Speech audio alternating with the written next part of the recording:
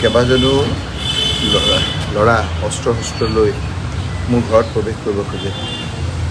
অশ্লীল গালি শপনি তোক শেষ কৰি দিম, তই কি ভাবিছ, এনেধৰণৰ এটা পৰিৱেশৰ সৃষ্টি কৰে। আমাৰ ওপৰৰ পৰা আমাৰ মানুহে তাৰ আগতে ইয়াত অহাৰ আগত এখন ফটো নোমান ইছলাম নামৰ ল'ৰাজনৰ পৰা নিজে আপলোড কৰে। এখন আপলোড কৰিছে নোমান ইছলাম। আপলোড কৰাৰ পিছত তেওঁলোকে যি কৰিছে সেইটো আমি ওপৰৰ পৰা আমাৰ মানুহে ফটো তুলি ৰাখিছে।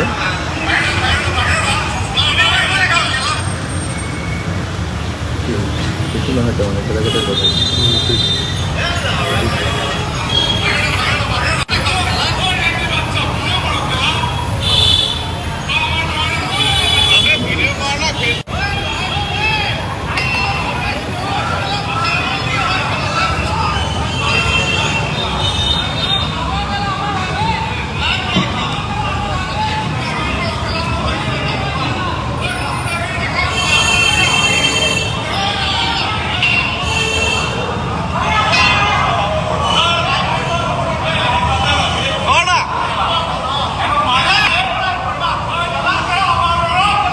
এটা আপোনালোকক মই দি দিম।